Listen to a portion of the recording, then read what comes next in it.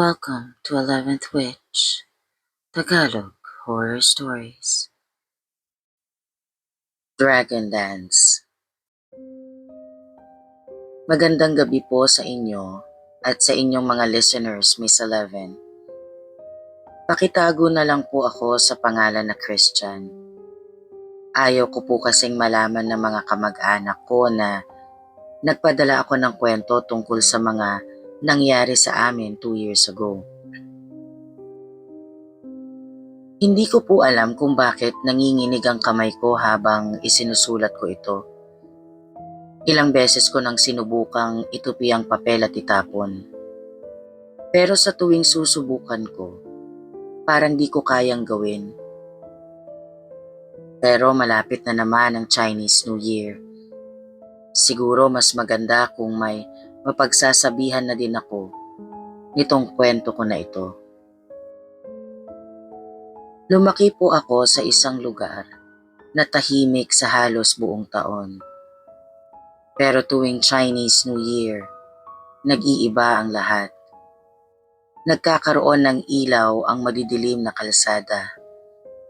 Umaalingaw-ngaw ang tambol. At may isang dragon na tuwing bagong taon ay excited ang lahat na makita. Mag-ama ang may hawak ng pinakasikat na dragon costume dito sa amin. Si Mang Wei at ang anak niyang si Junie. Kilalang kilala sila dito sa amin dahil matagal na silang nagper-perform as dragon dancers kung saan-saan.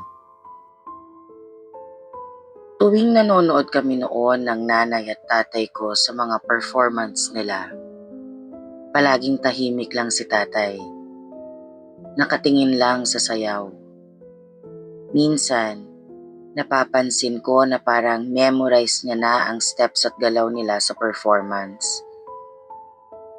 Mga ilang araw bago ang Chinese New Year, napansin ko na gabi-gabi nang naglalasing ang tatay ko. Hindi ko alam kung bakit. Sinubukan ko siyang tanungin kung bakit pero nagalit lang siya sa akin. Yung gabi bago ng Chinese New Year noong 2024, umalis ang tatay ng bahay. Ang sabi niya may kukunin lang daw siya. Kung saan, ayaw niyang sabihin. Pagbalik niya, madaling araw na. Tahimik siya. Basang-basa ng pawis kahit malamig ang hangin. May amoy siyang kakaiba. Parang kandila na hinaluan ng kalawang. Hindi ko po siya tinanong. Kinabukasan, Miss Eleven, nagising ako sa sigawan. Patay na raw ang mag-amang dragon dancers. May pumasok daw sa bodega nila pero walang kinuha. Walang bakas. Walang malinaw na dahilan. Ang napansin ko lang po, hindi nanonood ng balita ang tatay ko. Lalo na kung tungkol sa mag-amang namatay. Hindi rin siya lumabas ng bahay buong araw. Dumating ang Chinese New Year na walang kasiyahan. Walang dragon, walang tambol, walang sayaw. Hanggang dumating po ang gabi. Narinig ko po ang tunog. Una, akala ko guni-guni lang. Isang mahinang tunog ng tambol. Pero konti-konti, nagiging malinaw na parang palapit ng palapit. Lumabas ang tatay ko ng bahay. Mabagal at dahan-dahan. Parang may hinihila siyang bigat sa paa niya. Sinundan ko po siya pero hindi niya po ako napansin. Sa gitna ng kalsada, Miss Eleven, nandun ang dragon. Hindi ito maliwanag, hindi rin malinaw. Parang anino na hinubog sa pulang tela. Gumagalaw ito ng perpekto, walang sablay at walang tigil. Dalawa ang may hawak, isang matangkad, isang maliit. Huminto si tatay na parang di siya makagalaw. At doon po, sa gitna ng kalye, kung saan siya napatigil, bigla na lang siyang nanginig sa takot. Sumigaw ng napakalakas at napalahod sa harap ng usok ng dragon. Umikot-ikot muna ang dragon. Bawat ikot mas bumibilis ang tambol. Mas bumibigat ang hangin. Parang hinihigop ang hininga palabas ng bibig ko. Napansin kong umiiyak na si tatay. Hindi ko sinasadya, paulit-ulit niyang bulong. Hindi ko sinasadya. Bumukas ang bibig ng dragon. Napaupo ang ama ko. Napasigaw siya, pero walang tunog na lumalabas.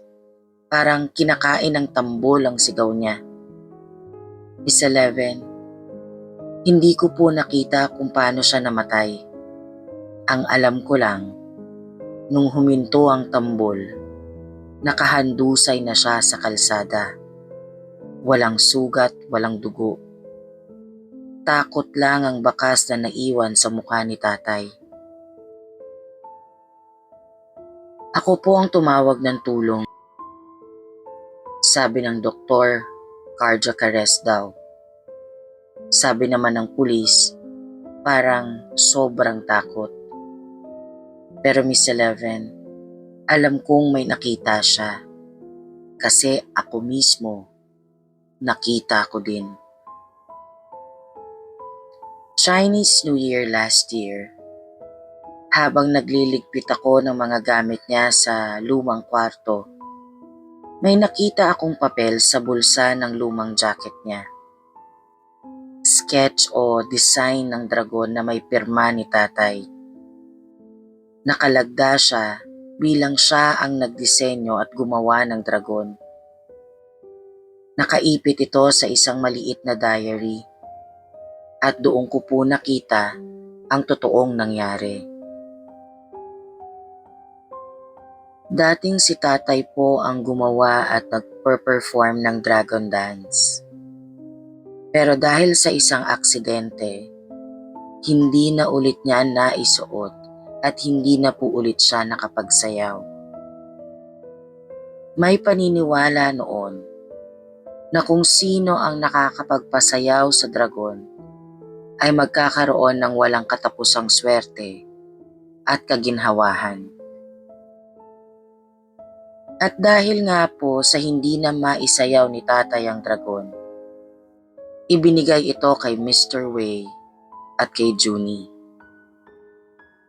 Sa palagay ko nga po ay totoo ang paniniwala nila sa swerte.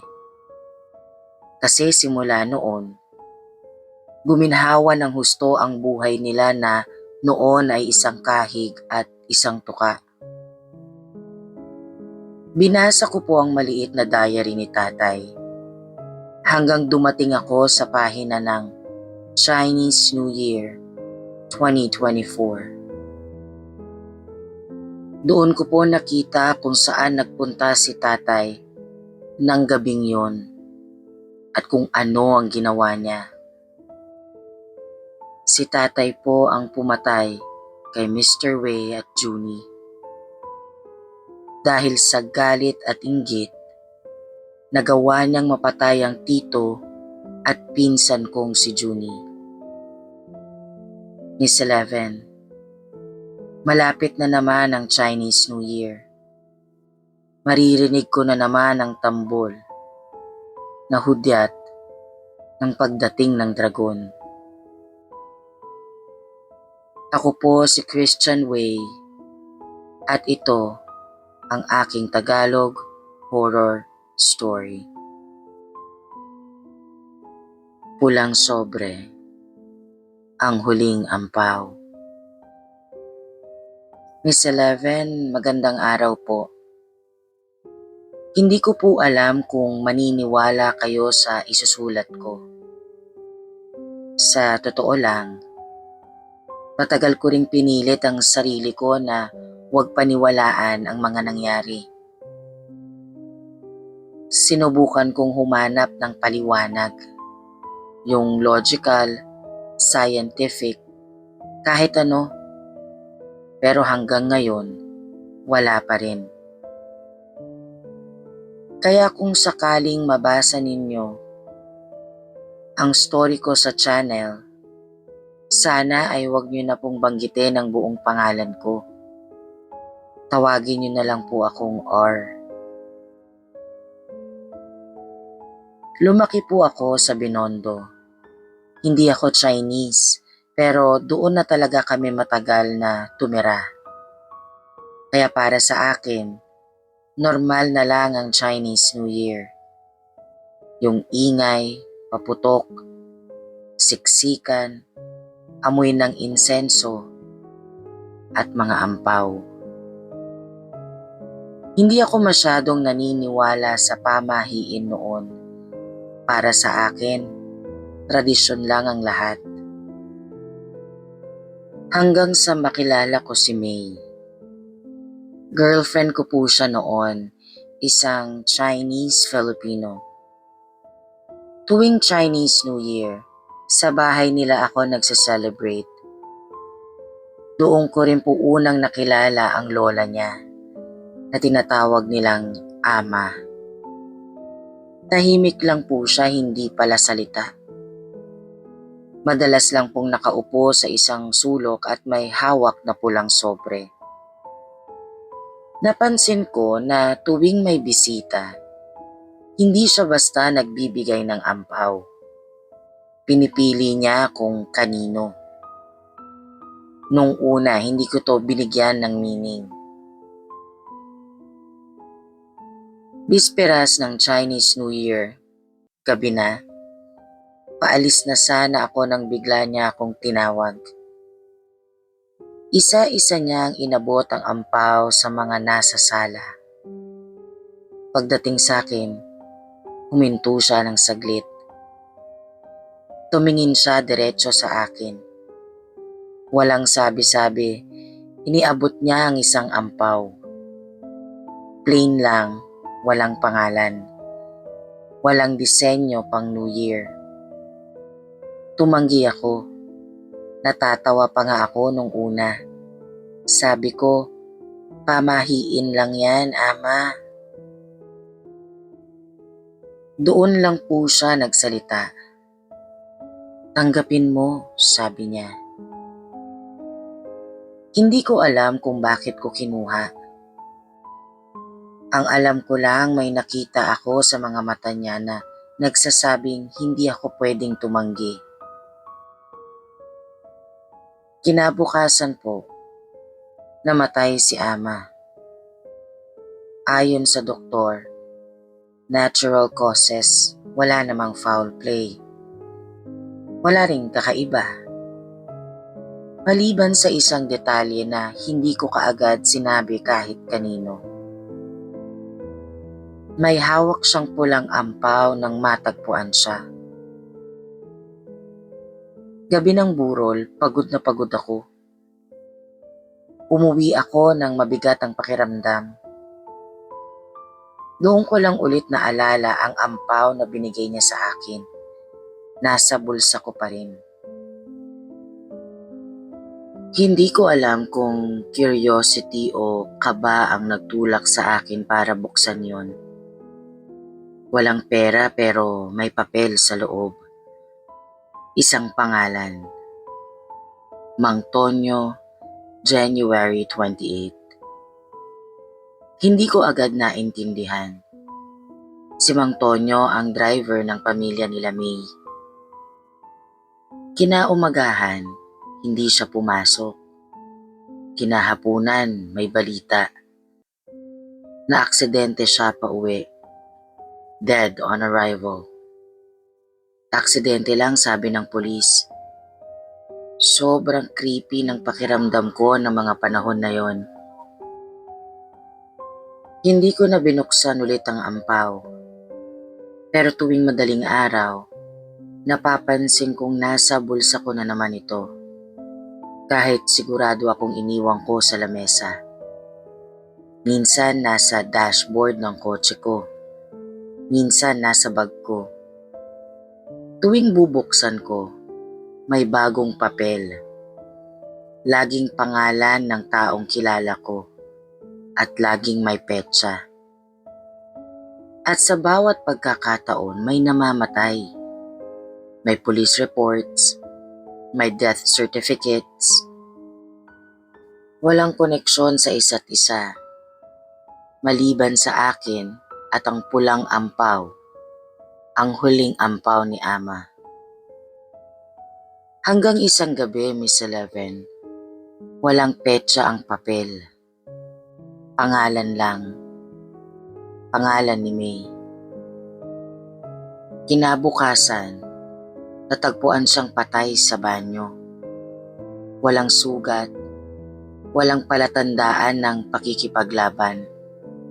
Ayon sa pulis, posibleng aksidente. Pero nabuo na sa isip ko na talagang may kinalaman ang pulang sobre na yun. Hindi ko mapaliwanag kahit sa sarili ko, pero hindi na lang yon coincidence. Hindi na ako nagsumbong. Hindi na ako nagkwento kahit kanino.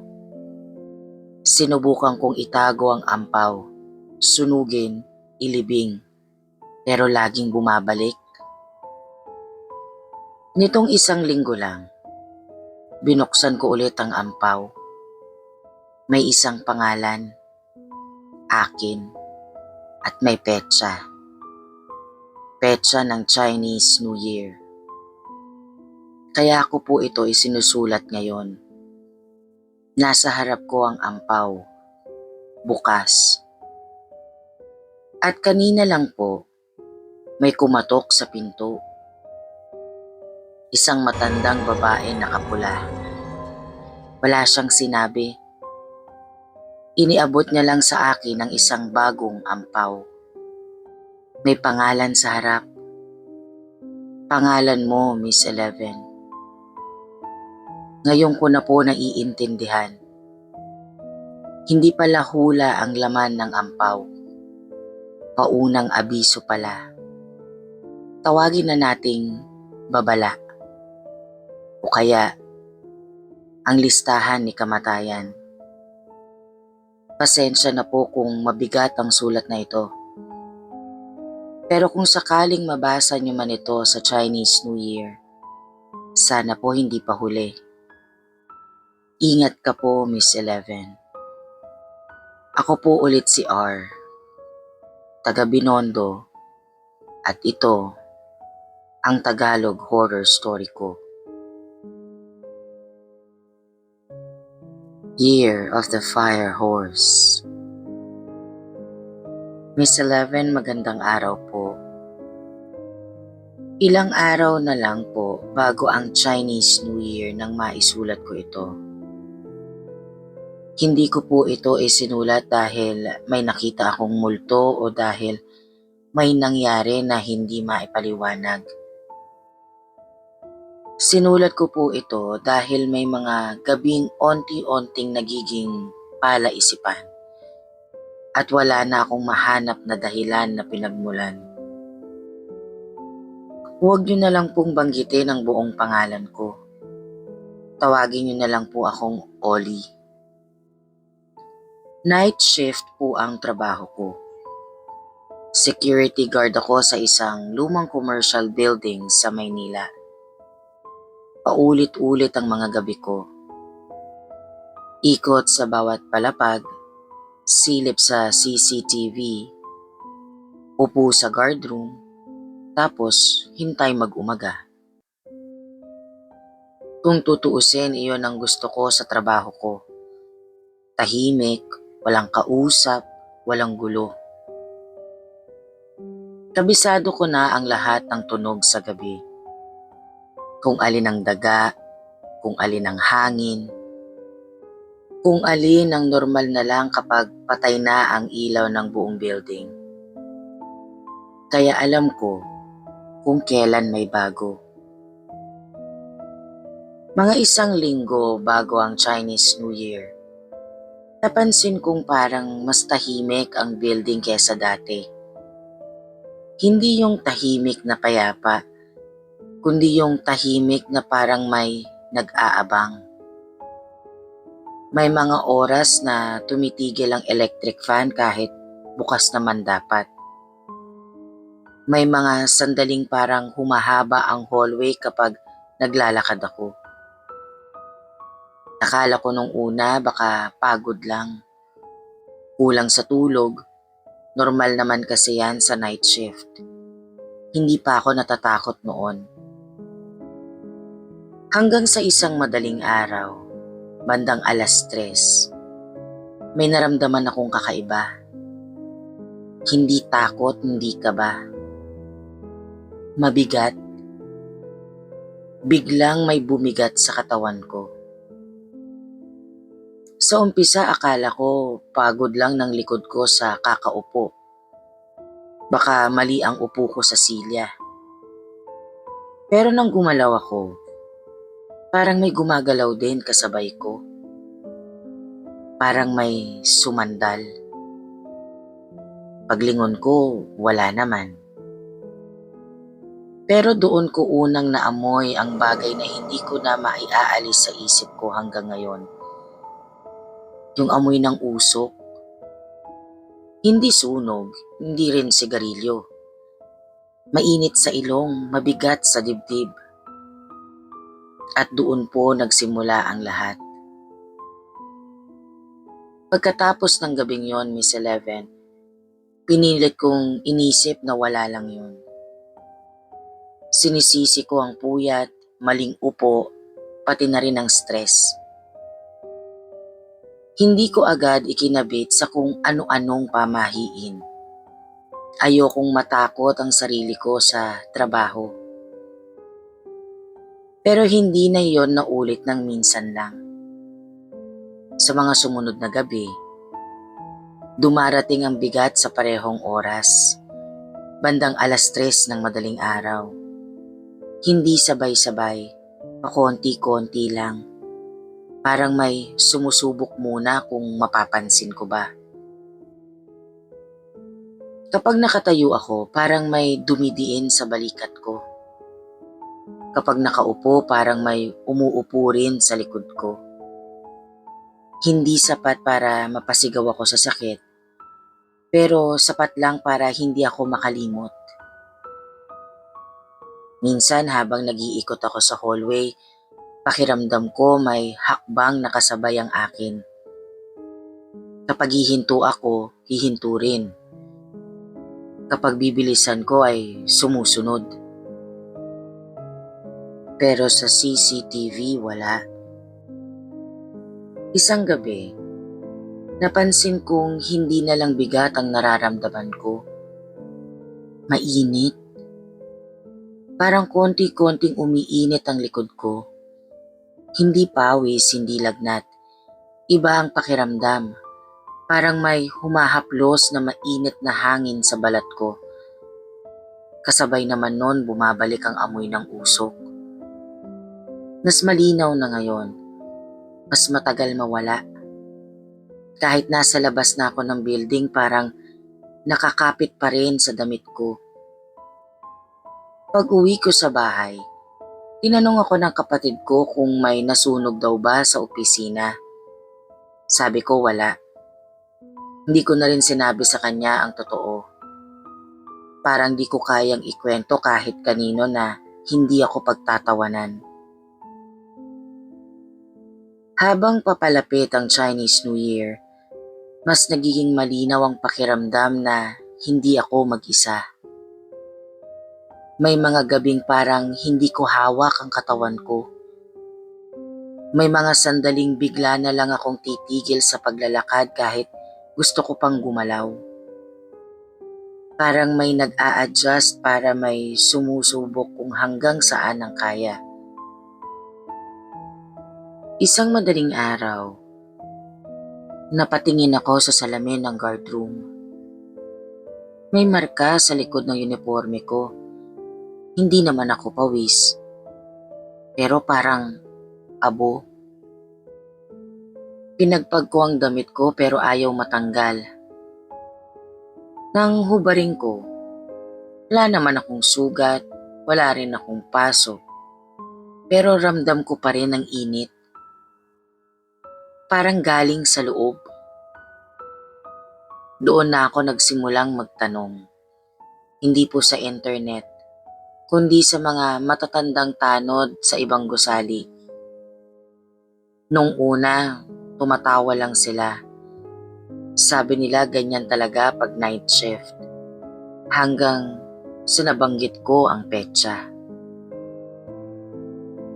At ang taong paparating, itong Year of the Fire Horse, tumahimik ang isa sa kanila.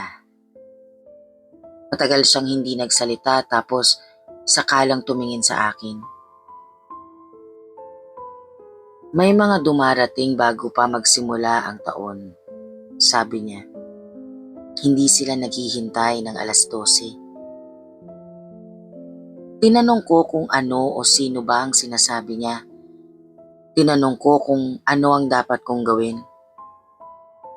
Umiling lang siya na parang ayaw niya nang magkwento at parang pinagsisisihan niyang nag-umpisa siyang magkwento sa akin nang alam niya. Kapag nararamdaman mo na ang bigat, hindi ka na niya tinatanong kung handa ka. Siya na ang nagdesisyon na ikaw na nga, sabi sa akin ng matandang gwardya. Dahil nga pilit akong naghahanap ng makakatulong at magpapaliwanag sa akin kung ano ba talaga ang nangyayari. Naghanap ako ng iba pang posibleng may alam kung anong misteryo ba ang nangyayari sa akin. Hanggang may nakausap akong isang matanda na residente na Chinese din sa lugar ng trabaho ko, Miss Eleven. Doon ko na po tuluyang naintindihan kung ano ang nangyayari sa akin kada gabi. Hindi pala basta bigat ang nararamdaman ko. Sabi ng matandang tanod, may mga espiritong lumalabas bago pa pumasok ang bagong taon, lalo na ngayong Year of the Fire Horse. Hindi sila nagpaparamdam para manakot, kundi humanap ng sasakyan. Hindi lahat ng kabayo pang kabayo ang katawan, sabi niya. Yung iba, tao ang sinasakyan. Ang init na nararamdaman ko, hindi raw yun lagnat. Ang abo sa likod ng uniforme ko, hindi raw yun dumi. Bakas iyon ng isang nilalang na sinusubukang mag-ugat sa loob ko.